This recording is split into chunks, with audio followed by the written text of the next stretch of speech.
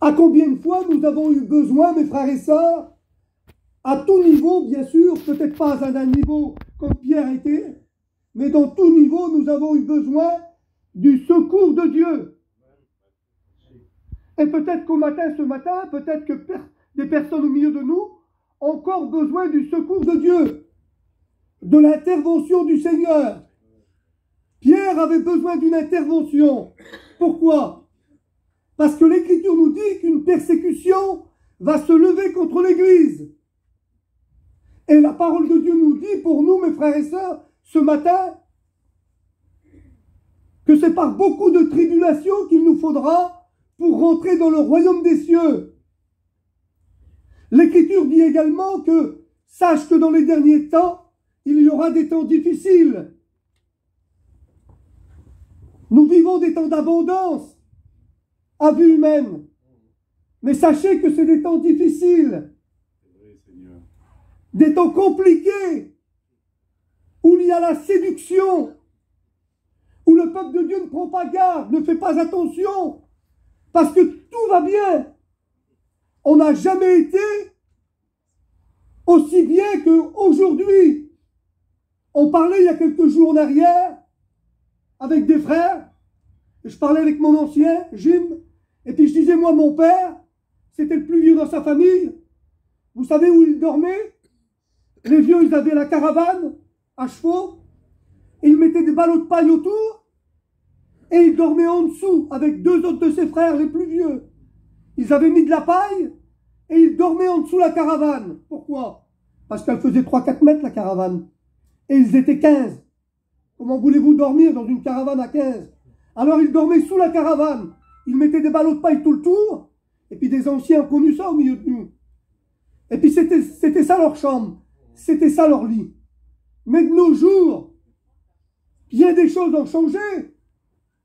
Quand la voiture ou la caravane, je ne suis pas contre le matériel. Je suis comme vous, j'ai une auto, j'ai un camion, j'ai une caravane. Je vais même vous dire, j'ai même un terrain. C'est pas pour me glorifier, j'en ai même deux. C'est pour vous dire qu'on vit dans une opulence. On vit bien. Mais prenons garde, mes frères et sœurs. C'est pour ça que je vous dis ça. Je me mets dans le même lot que vous, parce que certains vont dire, mais moi j'ai une maison, mais lui il n'en a pas, alors c'est pour ça qu'il parle. Mais je suis à la bonne place pour vous parler. Pour vous dire, mes frères et sœurs, que jamais dans la persécution, jamais dans l'épreuve, jamais dans les soucis, jamais dans les difficultés, vous regarderez, les hommes de Dieu, les femmes de Dieu, ont laissé la main du Seigneur. L'Écriture nous dit que le diable attend le moment favorable. Et nous vivons des moments favorables avec la séduction. Des moments où tout va bien. Ou des moments où on dit, bah, l'auto, elle ne me plaît plus tellement la couleur. Je vais la changer. Avant, on raccommodait avec des fils de fer. C'était ça notre vie. La caravane, quand la couleur avait passé, on ne la changeait pas, on la peignait au rouleau. C'était différent. L'apôtre Pierre, là, il est dans l'épreuve, dans la difficulté. Il est dans bien des difficultés. Mais que Dieu soit béni. Dans l'épreuve, dans la difficulté, on s'attache à Dieu.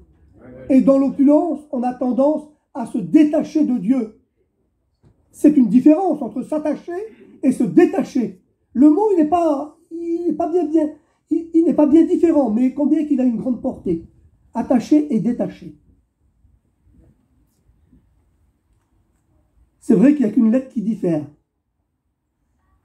Mais combien le changement peut être terrible. On comprend bien ce matin. Pierre est dans cette prison. L'Écriture nous dit qu'il est entre deux soldats. Il y a 4 escouades de 4 soldats qui le gardent. Cela veut dire qu'il y a 4 soldats continuellement qui veillent sur lui pour pas qu'il soit libéré, pour pas qu'il s'échappe de la prison dans une cellule fermée avec une porte de fer. Il y en a 2 à côté de lui, des chaînes aux mains, et 2 devant la porte de la prison. Aucune possibilité de s'échapper. Et en plus, tous les 3 heures, il y a une relève.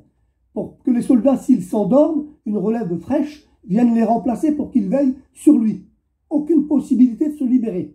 Sachez que le diable ne dort pas, lui. Il veille, il surveille, il fait attention. Si le chrétien voudrait s'endormir, le diable, lui, ne dort pas. Dans le livre de Job, il est dit, mes frères et sœurs, que Satan venait de se promener sur la terre. Et il va parcourir la terre. Il est puissant, le diable, il parcourt la terre. Parcourir la terre, c'est important, hein. Et il s'y promène. Cela veut dire qu'il ne dort pas, lui. Il est dans l'activité. Mais que Dieu soit béni, Dieu est avec nous. Il a vaincu à la croix du Calvaire. Nous avons la victoire sur Satan. Mais ne laissons pas une porte ouverte à notre ennemi. L'Écriture nous dit que le péché se couche à notre porte. Toi, domine dessus. C'est à nous, mes frères et sœurs, de dominer. Pierre est dans cette cellule. Il n'y a plus de possibilité pour lui, plus de recours. Jacques, apôtre du Seigneur, frère de Jean, a été mis à mort au fil de l'épée, décapité. Le roi Hérode ne plaisantait pas. Il avait une haine farouche contre l'Église du Seigneur, contre les Juifs, contre le peuple de Dieu. Et puis vous savez, mes frères et sœurs, c'était pas le seul. Il était une lignée de famille. Le roi Antipas, son oncle, avait fait décapiter Jean le Baptiste. Son grand-père, Hérode le Grand, avait mis à mort tous les premiers-nés d'Israël, pensant pouvoir détruire le Messie, mettre à mort le Messie. C'était des persécuteurs de chrétiens, de femmes et d'hommes de Dieu. Ils étaient dirigés par le diable. Et vous savez que le diable n'a pas de sentiment. C'est le destructeur. Il n'aura pas pitié de vous. Au contraire, dans l'épreuve, il te dit Dieu t'abandonne, Dieu te délaisse. Il enfonce le couteau dans la plaie.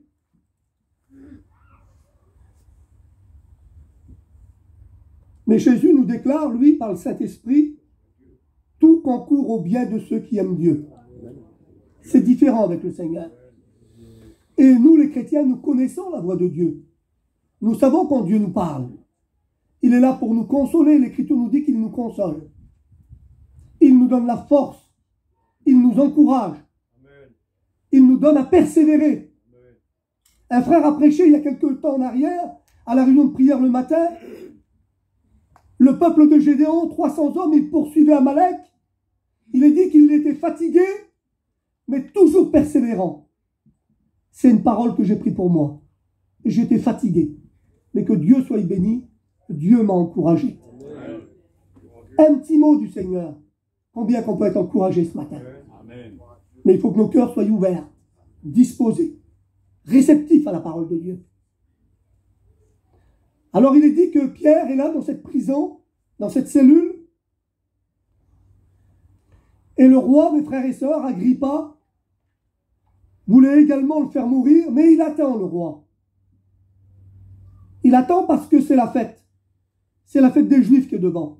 La fête des pains sur le vent, des levains, pardon, qui suit la fête, mes frères et sœurs. Il y a la fête des Juifs, la fête des pains sur le vin. J'ai un trou de mémoire. Voilà. Je voyais le mot, je n'arrivais pas à le prononcer. La fête de Pâques. Que Dieu soit béni. Ils étaient liés ensemble, ces deux fêtes-là. Et ils devaient la pratiquer tous les ans, à la même époque, pendant 7 jours. Ils mangeaient des pains sans levain. Pourquoi les pains sans levain? Parce que quand ils ont été libérés de l'esclavage de l'Égypte, ils ont parti dans une nuit. Et ils ont ramassé leurs affaires. Cela me fait penser au retour glorieux du Seigneur.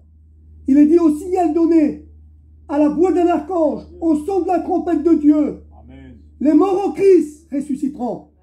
Et nous les vivants, on partira à la rencontre du Seigneur. Mais pour cela, il faut être prêt. Il ne faut pas se préparer. Il faut être prêt. Il n'y a plus le temps de se préparer. Amos 4,12 dit, prépare-toi à la rencontre de ton Dieu. Le verset littéral dit, sois prêt à la rencontre de ton Dieu. Préparer et être prêt, c'est deux choses différentes. Celui qui se prépare n'est pas prêt. Alors l'Écriture nous déclare qu'ils célébraient cette fête tous les ans. Des pains sans levain. Ils n'avaient pas eu le temps, ils avaient embarqué tout le pain, préparé tout le pain, ils n'avaient pas eu le temps que la pâte monte. Ils n'avaient pas eu le temps de faire pour la fermentation, la levure. Et tous les ans, ils devaient remanger ce pain, en souvenir, se rappeler qu'ils avaient sorti de l'esclavage. On devrait se rappeler, mes frères et sœurs, parce qu'on est souvent des auditeurs oublieux. Jacques va le déclarer. On parle beaucoup, mais on fait peu. Dieu nous a créés avec deux oreilles pour entendre, deux oreilles pour mieux entendre, et une seule bouche, parce qu'il sait qu'on parle beaucoup. On a plus besoin d'entendre, d'avoir deux oreilles, que deux bouches. C'est ça, les chrétiens et les chrétiennes. C'est ça l'église du Seigneur. Je me mets avec vous ce matin. On a besoin d'écouter la voix du Seigneur et d'obéir. Le levain, il ne fallait pas qu'ils en prennent pendant 7 jours. Le livre de l'Exode, chapitre 12, nous dit qu'ils étaient punis de mort. Celui qui mettait du levain dans la pâte pendant 7 jours de la fête. Et Jésus va déclarer également, prenez garde au levain des pharisiens. C'est synonyme, c'est le symbole du péché, de l'orgueil. Parce que vous avez vu du levain dans du pain? Celui qui en a fait. Si vous n'en mettez pas assez, le pain il lève pas. Vous avez vu combien quelquefois l'orgueil, combien qu'elle nous élève? On aurait tendance à vouloir s'élever. Je suis mieux qu'un tel ou je suis mieux qu'une telle. Et puis comment que je parle? Quel chrétien que je suis? Un petit peu comme le publicain et le pharisien. L'autre, il n'osait même pas regarder vers le ciel. Et puis l'autre, mes frères et sœurs, il disait, Seigneur, je ne suis pas comme le reste des hommes. Je donne ma dîme, je jeûne, je prie plusieurs fois par jour. L'un était justifié, mais pas l'autre. Celui qui se frappait la poitrine et qui disait, Seigneur, sois apaisant vers moi, je suis un pécheur. Je suis un misérable. Prenez garde, le Seigneur a dit, au levain des pharisiens, levain de la méchanceté. L'Écriture nous dit également que nous sommes une pâte nouvelle.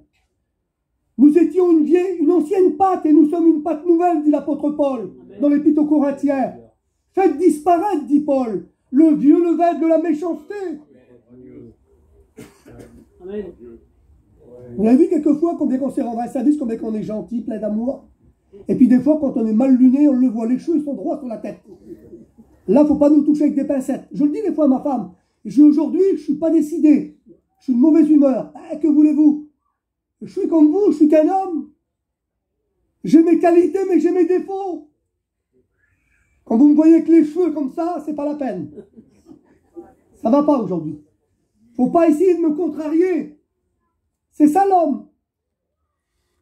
Et bien Paul va le déclarer. Faites disparaître. Amen. Ne pas le nourrir, mes frères et sœurs. Il faut le combattre. La méchanceté. Il faut combattre le péché. Il faut lutter contre les mauvais désirs.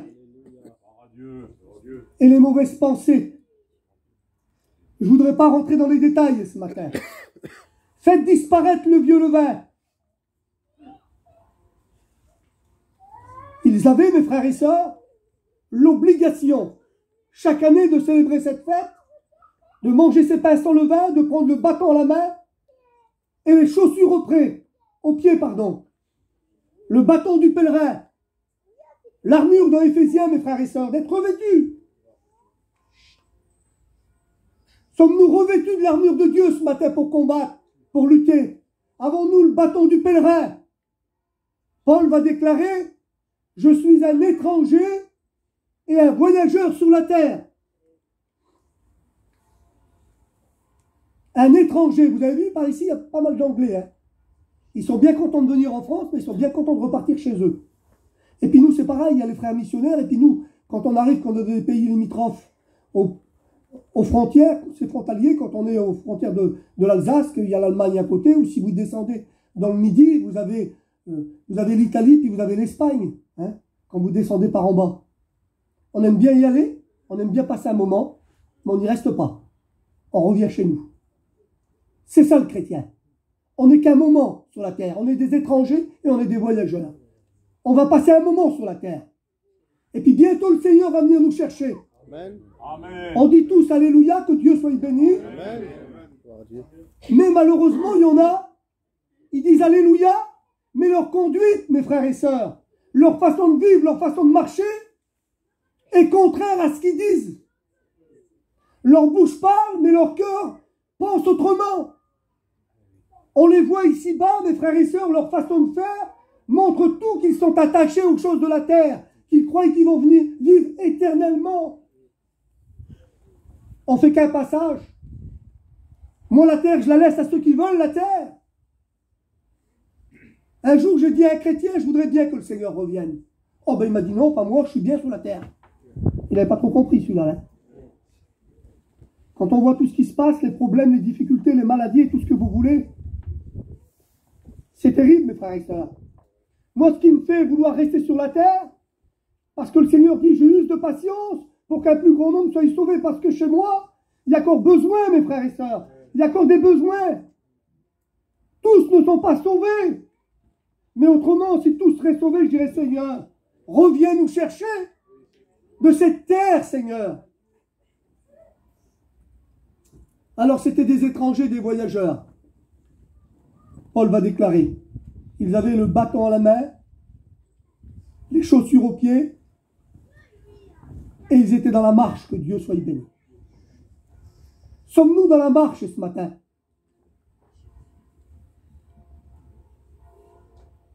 C'est pas moi qui vous pose la question, c'est Dieu.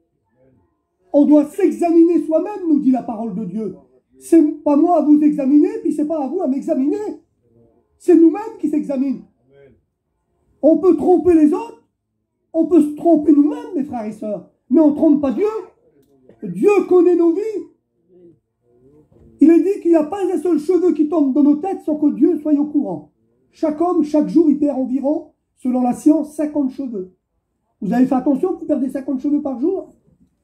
Mais non, ben Dieu, lui, le sait. Lui. Alors, nous, on ne fait pas attention qu'on perd 50 cheveux par jour. Ça ne nous change pas notre vie. Hein. C'est derrière nous, ça. Alors, il est dit que Dieu compte nos cheveux, il sait. Alors là, ça veut dire que dans les moindres détails, Dieu connaît nos vies et il sait de quoi nous avons besoin. Alors, je voudrais revenir à la parole de Dieu, à la lecture. Pierre est dans cette cellule, mes frères et sœurs. Et puis le tableau, il n'est pas terrible. Pierre n'est pas fou. C'est le grand Pierre, celui qui a marché sur les eaux. C'est le grand Pierre, mes frères et sœurs, qui a ressuscité Dorcas. C'est le grand Pierre qui a prêché à la Pentecôte. 3000 hommes se sont convertis. C'est pas rien, Pierre. Quand il passait dans les villages, on mettait des malades au bord des routes et pour que son ombre en couvre quelques-uns, l'ombre de Pierre guérissait les malades. Bien sûr, c'était Jésus, pas le Saint-Esprit, mais il se sert des hommes. Et pourtant, il est là dans cette cellule. Et il dort. Quel contraste entre les Actes des Apôtres, chapitre 12, et les Actes des Apôtres, chapitre 16, et au verset 25. Il nous dit que Paul et Silas vont être arrêtés également. On va les maltraiter, on va les fouetter, et il est dit que là, on va les mettre en prison. Et dans cette prison, quelle différence, quel contraste avec l'apôtre Pierre. Ils sont dans une cellule, et l'Écriture nous dit qu'ils prient. Prier dans une cellule, c'est possible. Bien souvent, c'est la réalité. Parce que quand on est dans une cellule, il n'y a pas d'issue. La seule issue, c'est Dieu. Alors l'homme se souvient qu'il a Dieu. Et il prie. Mais eux, il ne faut pas que prier. Pierre ne prie pas, lui. Eux, ils prient. Ils ne font pas que prier. L'Écriture nous dit qu'ils chantent les louanges de Dieu. Alors là, c'est un peu extraordinaire. Hein.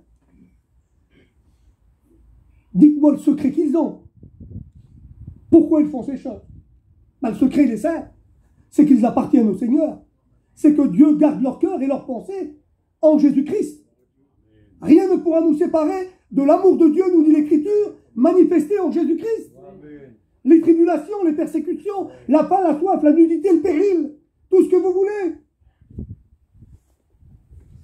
Et ils ne faisaient pas que fredonner. Hein. J'ai vu que Nakoué ce matin, il chantait, il ne fredonnait pas. Hein. Vous avez vu? À pleine voix. Il ne murmurait pas. Il chantait pour Dieu. Pourtant, ce matin, vous n'étiez pas en prison. Mais combien chantaient à gorge déployée pour le Seigneur? Combien de chrétiens ce matin chantaient pour la gloire de Dieu au milieu de nous? Dites-moi. Ben moi, j'en ai pas vu beaucoup. T'en as vu beaucoup, toi, Nakoué? Je le voyais, Zinda, il patinait. Heureusement qu'il a une voix. Si c'est moi, je suis mort. Ah oui, je ne sais pas chanter du tout. Ils chantaient les louanges de Dieu.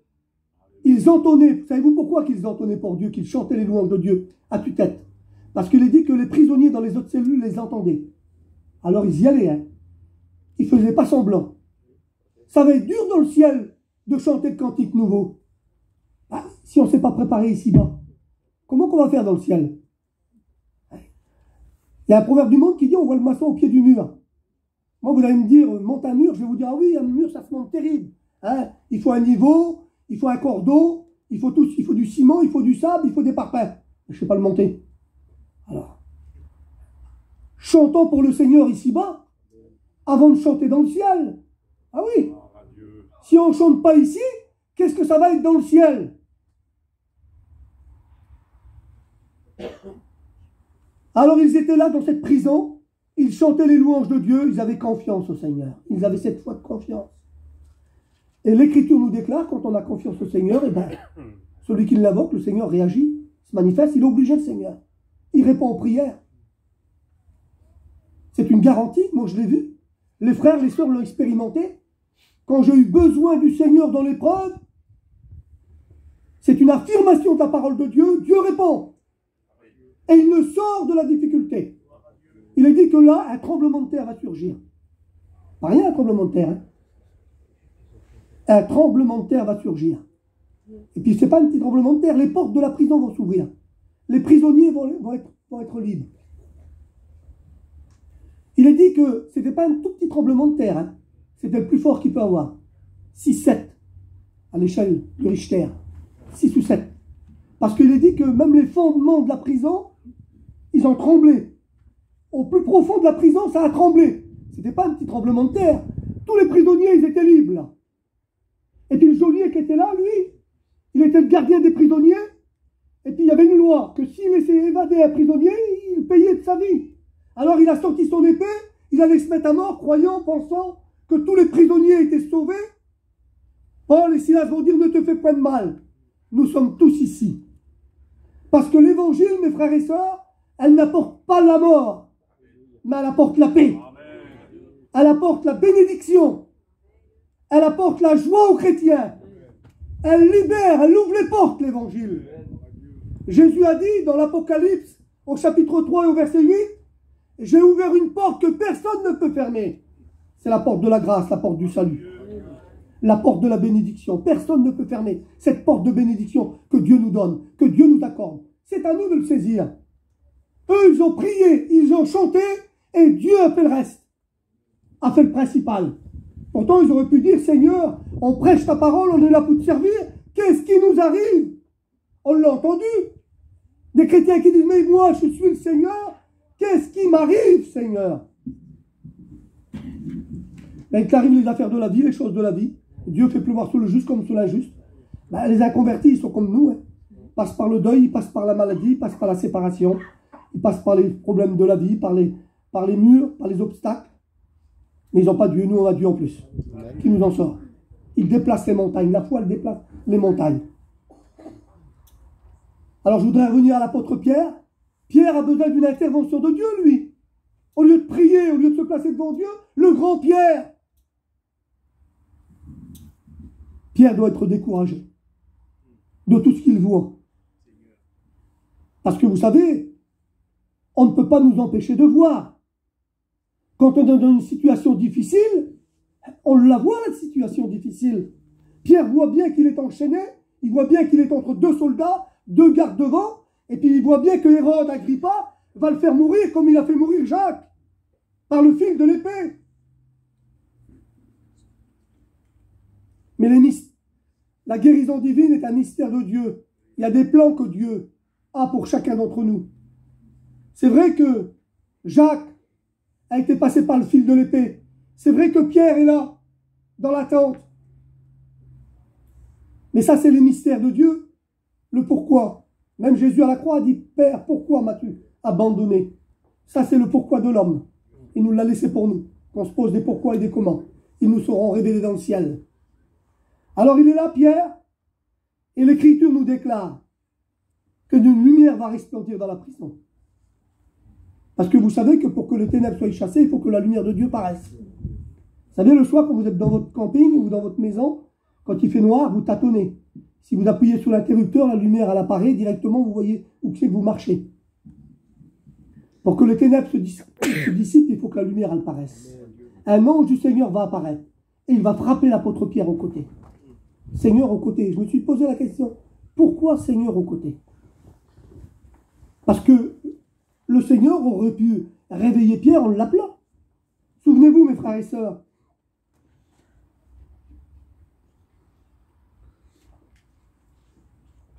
du jeune Samuel. Quand Dieu va vouloir lui parler, il va l'appeler par son nom. Samuel, Samuel. Et qu'est-ce que Samuel va répondre? Me voici. Quand Moïse va être appelé par Dieu au buisson ardent, sur la montagne, Dieu va lui dire Moïse, Moïse. Il va l'appeler par son nom. Vous savez, quand on connaît une personne dans l'intimité, on ne donne pas le nom de famille, on donne son petit nom, le prénom. Le président de la République, si vous avez une audience avec lui, vous n'allez pas l'appeler Emmanuel. Vous allez dire Monsieur Macron. Et combien Dieu connaît ses enfants? Il les appelle par leur nom, nous dit la parole de Dieu. Jésus va déclarer, mes brebis me connaissent, je les connais, je les appelle par leur nom, elles me suivent, elles ne suivront pas un étranger. Le prénom et l'intimité, et l'amitié, et le lien. Dieu a des liens avec nous, une intimité. C'est pour cela qu'il a appelé Samuel, Samuel. Moïse, Moïse. N'a-t-il pas dit, je suis le Dieu d'Abraham, d'Isaac et de Jacob? Il est notre Dieu ce matin. Amen. Que Dieu soit béni ce matin. Il est notre Dieu. Nous lui appartenons. Alors pourquoi que Pierre a dû être frappé au côté? Parce que sur le côté, il y a le cœur. Et bien souvent, mes frères et sœurs, quand le cœur n'y est pas, c'est difficile. Quand Pierre va prêcher à la Pentecôte, il est dit que 3000 âmes vont se convertir. Pourquoi? Il est dit qu'ils vont avoir le cœur vivement touché, transpercé. Nous dit un autre texte de la parole de Dieu. Ils vont avoir le cœur transpercé par la parole. Si notre cœur n'est pas disposé, souvenez-vous des 2 disciples d'Emmaüs. Ils avaient été à la croix, ils avaient vu Jésus crucifié, ils n'avaient pas compris. Ils n'avaient pas compris la croix. Alors ils repartaient de Jérusalem à Emmaüs. Et le long de la route, le Seigneur va les accompagner. Il va leur parler, Jésus. Il va leur expliquer les prophètes qui parlaient de lui. Il va leur expliquer ses souffrances qu'il devait avoir. Sa mort et sa résurrection. Ils n'ont pas compris. Ils vont lui dire, es-tu le seul à Jérusalem, ne sachant pas ce qui s'est passé ces jours-ci? Ils étaient arrêtés à la croix, eux. Butés. Et des fois, on est butés. Notre cœur, mes frères et sœurs, il est des fois endurci ou fermé. Et puis quand ils vont arriver à leur village, arriver à leur maison, Jésus, l'Écriture nous dit, vous voulez aller plus loin avec eux. Jésus veut quelquefois aller plus loin avec nous. Oui? Mais est-ce qu'on le veut? Dans la marche, est-ce que tu es arrêté? Est-ce que tu dis j'en ai assez? Ou est-ce que tu vas aller plus loin? Si tu vas plus loin avec le Seigneur, alors tu vas avoir de grandes choses, de grandes bénédictions. Amen. Tu vas être affermi, tu vas être un chrétien fidèle. Tu viendras aux réunions de prière, tu ne nous feras plus de réunion. Tu seras un véritable chrétien authentique. Mais il faut le vouloir. Eux, ils ont dit non, Seigneur. Ils l'ont pressé de rentrer dans leur demeure. Alors il a rentré dans la demeure, le Seigneur ne va pas plus loin, il ne force pas. Amen. Non. Il ne force pas. Alors il va rentrer dans leur maison avec eux, puis quand ils vont l'inviter donc à manger, il va prier pour le pain, et quand il va prier pour le pain, leurs yeux vont s'ouvrir. Ils vont le reconnaître. Et là, il va disparaître à leurs yeux. Il ne suffit pas de voir Jésus avec nos yeux, c'est avec les yeux de notre cœur qu'il faut voir Jésus. C'était une grande différence. Leurs yeux à eux, ils ne l'avaient pas vu, ils ne l'avaient pas reconnu. Ils étaient empêchés de le reconnaître.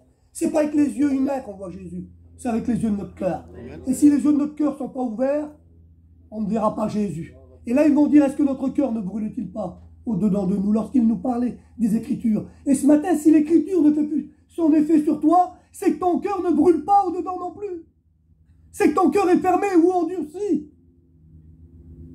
Si tu repars de la réunion rempli, béni, encouragé par le Seigneur avec une parole, c'est que ton cœur est grand ouvert.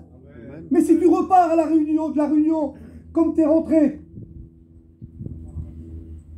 c'est que malheureusement tu as besoin de te placer devant le Seigneur.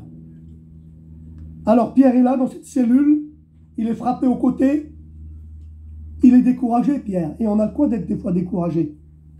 Quand on passe par les soucis, par les problèmes, par les difficultés, c'est bien. C'est pas dur de dire Alléluia, gloire à Dieu quand tout va bien. Vous êtes bénis, vos enfants vont bien, votre commerce va bien, votre famille va bien. Mais si vous avez un malade à l'hôpital, branché, c'est plus compliqué. C'est plus difficile. Mais que Dieu soit béni. Le Seigneur est avec nous. Et il est avec vous. Un homme a été découragé, qui n'était pas le moindre des hommes. Il en a parlé avant-hier, David. Et je dis, ça y est, je commençais déjà à avoir les sueurs. Il rentre dans ma prédication. Je dis, Seigneur, tant pis. Quand il a parlé des 450 faux prophètes de Baal, que Élie a mis à mort, il avait préparé tout cet holocauste, je ne reviens pas dans les détails, ça a été bien expliqué, que Dieu soit béni. Devant une femme, lui, qui avait fait au nom du Seigneur arrêter la pluie pendant 3 ans et demi. Suite à sa prière, au bout de 3 ans et demi, la pluie est tombée. Lui qui avait fait des choses extraordinaires, qui avait ressuscité un mort. Lui qui avait donné à manger à une femme veuve qui n'avait rien à manger, qui avait multiplié l'huile, la farine. Lui qui avait fait des choses extraordinaires, à une parole d'une femme, il va fuir dans le désert. Pourquoi, Seigneur? C'est vrai qu'il avait mis à mort les 450 faux prophètes de Baal, mais les 400 prophètes d'Astarté, qu'en avait-il fait? Il ne faut pas sous-estimer le diable, vous savez, il ne faut pas se relâcher. Même si aujourd'hui on a une victoire, demain il faut faire attention. Il a des réserves, lui. Plus que nous. Alors il nous faut veiller et prier. Amen. Là, Élie va prendre une décision, sans consulter Dieu, sans prier Dieu. Prophète de Dieu, homme de prière. Il va partir dans le désert. Et puis là, il va s'arrêter sous un genêt et il va demander la mort à Dieu. Il va dire, je ne suis pas meilleur que mes pères. C'est là où Dieu voulait en venir. Il se croyait meilleur que les autres. Quand on se croit meilleur que ses frères, meilleur que ses sœurs, il y a un danger. Là, il l'avait avoué, il l'avait confessé à Dieu. Je ne suis pas meilleur que mes pères. Et quand il est là, il se dit, je suis resté le seul prophète devant les prophètes de Baal. Et Dieu va lui dire, tu n'es pas le seul prophète. J'ai laissé tant de prophètes en Israël. Vous voyez, il y a un danger.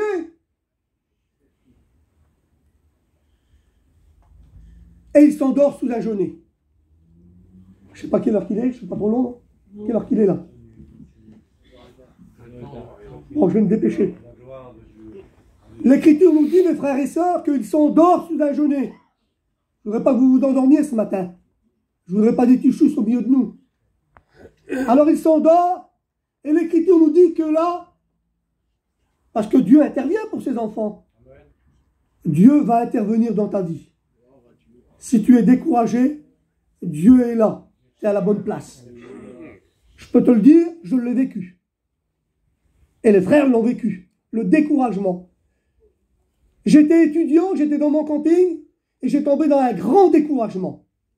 Et je vous le dis ce matin, c'est une confidence. Je ne l'ai jamais dit. J'ai dit, Seigneur, j'arrête, je ne peux plus.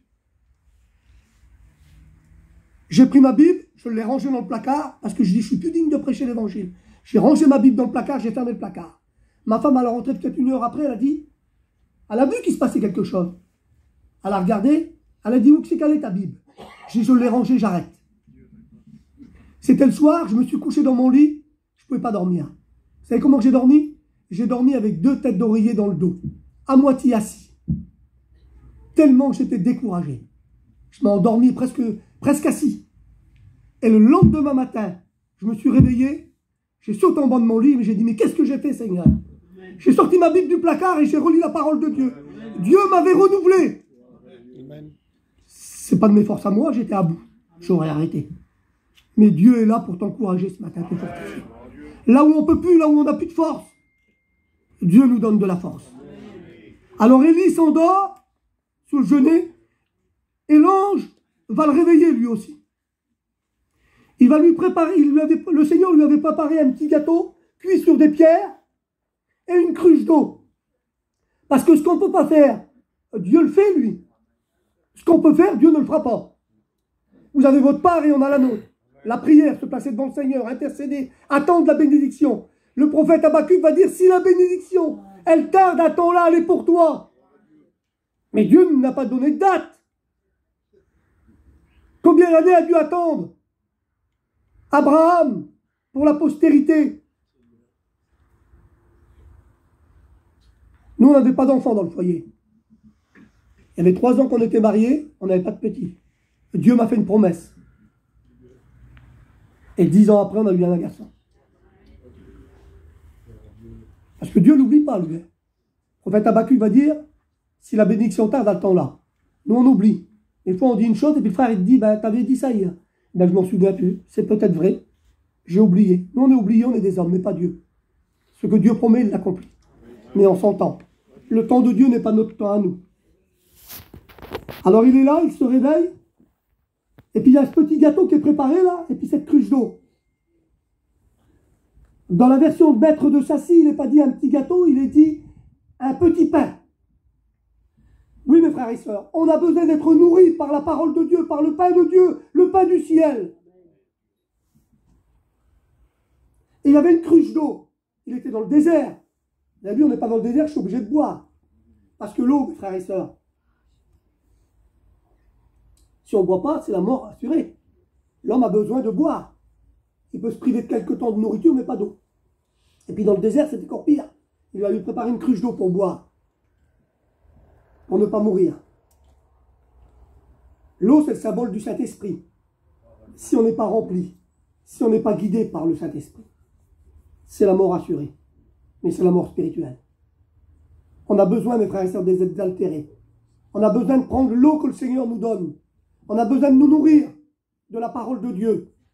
Et là, vous savez ce qu'il va faire? Il va se nourrir et puis il va se rendormir. L'ange va le réveiller une seconde fois. Mange et bois, et le chemin est trop long. Ça ne nourrit qu'un petit peu, lui. On a tendance, mes frères et sœurs, à nous nourrir, mais peu à peu. Dieu nous invite, mes frères et sœurs, à prendre pleinement des choses de Dieu. Pas des miettes, mais de nous nourrir convenablement, mes frères et sœurs. De boire convenablement, d'être arrosé par le Saint-Esprit. Il y a combien de temps que tu n'as pas parlé en langue? Il y a combien de temps que tu n'as pas ressenti la présence de Dieu? Il y a combien de temps que ton cœur n'a pas été béni? Je ne la pose pas à moi ce matin, je le sais moi. Je vous la pose à vous, le Seigneur vous la pose. L'ange était là. Si l'ange aurait venu puis que vous aurez dit mangez le pain, on l'aurait mangé entier, nous. Puis on aurait bu la coupe d'eau entière. Non, pas forcément. Parce que ce matin, la parole de Dieu est là, l'eau est là, et puis on ne se nourrit pas non plus pour certains. On prend que des miettes. C'était l'ange. Et là, il y a plus qu'un ange. C'est Jésus qui est au milieu de nous. Amen. Et puis on ne se nourrit pas toujours non plus. Alors il va lui dire, mange et bois parce que le chemin est trop long pour toi. Et il est dit qu'avec la force que le pain lui a donnée et puis l'eau, il va aller pendant 40 jours, il va monter jusqu'à la montagne. 40 jours, il va traverser le désert. Si on veut achever notre course, si on veut aller dans la bonne direction, parce que lui, il était arrêté dans le désert et il voulait mourir sous la genêt. Là, combien que les choses sont changées, transformées. Il a été nourri par le Seigneur, il a été dirigé par le Saint-Esprit, il va à la montagne de Dieu. Quand on est béni par Dieu, on va à la montagne de Dieu, on vient aux réunions. On aime les réunions, on ne se lasse pas des réunions, on ne sort pas quand c'est fini. On ne dit pas non, c'est une réunion de prière, j'y vais pas. Je ne parle pas quelquefois de l'impossibilité, ça arrive. Mais je parle pour les chrétiens qui traînent la patte. Pour les boiteux, ceux qui ont besoin que leurs chevilles se redressent. Comme les hommes de Dieu qui ont prié pour cet homme qui était devant la porte du temple. Il était devant la porte, mais il n'était pas dans le temple. Physiquement, on peut être ici des fois, mais notre cœur n'est pas dans le ciel, dans la présence de Dieu, dans le temple du Seigneur. Il y a des choses qui ont besoin d'être redressées. Pierre et Jean vont dire, non, non, ni or, ni argent, mais ce qu'on a, te le donne. Le principal. Lève-toi et marche. Il est dit que ses chevilles vont se redresser. On a besoin de redresser ce qui est tordu. Parce que le Seigneur revient. Alors je reviens à la parole de Dieu, puis j'arrête. Il est dit que là, il est dans la cellule. L'ange lui dit, mets ta ceinture et tes sandales. Dans le livre aux Éphésiens, chapitre 6, il est dit qu'il y a la ceinture de vérité. On doit avoir la vérité pour ceinture, un chrétien. On doit marcher dans la vérité. On ne doit pas avoir notre vérité à nous pour annuler la parole de Dieu. Parce qu'il est dit qu'un seul iota ne disparaîtra pas de la loi. Amen. On doit la prendre tout entière, la parole de Dieu. Pas prendre les pages qui nous intéressent. Pas prendre les écrits qui nous intéressent à nous. Mais la prendre entièrement, la parole de Dieu. Amen. De peur d'être retranchés. Que nos vies soient retranchées. Parce que si on prend ce qui nous intéresse et qu'on laisse le principal, ça ne va pas aller.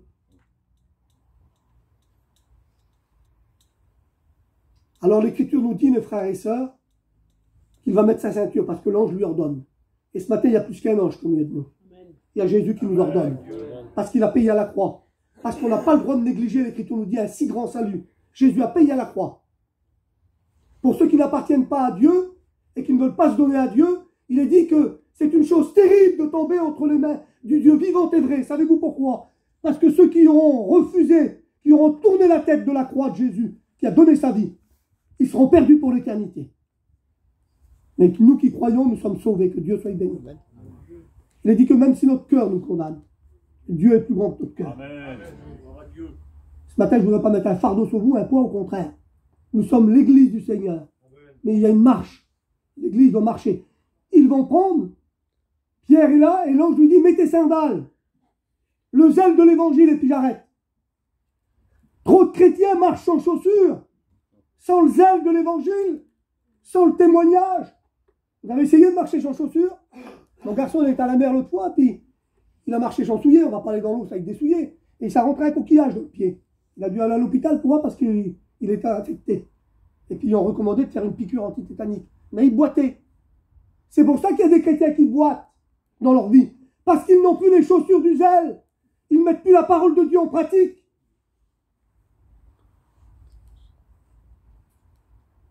Et quand ils n'ont plus de chaussures, ben ils se font mal. Et puis ils font mal autour d'eux. Ils font du tort à l'évangile. On voit des chrétiens qui font du tort à l'évangile. Parce qu'ils marchent mal. Parce qu'ils marchent sans chaussures. Ils essayent de marcher comme ils peuvent. Mais pas avec Dieu. Alors il va dire, mets tes chaussures, mets tes sandales, mets ta ceinture, et enveloppe-toi de ton manteau et suis-moi. Dieu vous dit ce matin de ne pas suivre la mission, de ne pas suivre la convention, de ne pas suivre le chapiteau des frères, parce qu'il va être emballé le chapiteau là. Mais suivre Jésus, que Dieu soit béni. Viens et suis-moi. Il est dit que la première porte va s'ouvrir. Mais comment voulez-vous qu'il sorte, puisqu'il est enchaîné? Ah, il y a des chaînes qui doivent tomber. Hein. Pierre était enchaîné. Il y a des chrétiens, malheureusement, qui n'ont pas su veiller, et que peut-être ce matin, ils ont des chaînes qui doivent tomber. Ça, c'est avec Dieu. L'ange va lui dire, lève-toi promptement, tout de suite. Parce que c'est tout de suite avec le Seigneur. C'est pas à remettre à demain la prochaine réunion. Hein. Quand il a dit à Jachée, aujourd'hui, Jachée, il faut que je demeure dans ta maison. C'est aujourd'hui, pas demain. Demain est du diable. Le diable te dit, t'as le temps, demain, tu verras. Mais si le Seigneur revient demain, tu seras le premier trompé. Ah oui, si on reste, le diable va se frotter dans les mains. Et puis on ne sait pas ce qu'une journée peut enfanter, nous dit la Bible. Demain, on ne peut plus être là. On peut quitter la terre. C'est aujourd'hui avec le Seigneur. L'ange va lui dire, lève-toi promptement et suis-moi. Et quand il va faire cela, il va pas dire, je ne peux pas te suivre, j'ai des chaînes. Bon. Il va obéir. Et quand il obéit, quand on obéit au Seigneur, les chaînes vont tomber.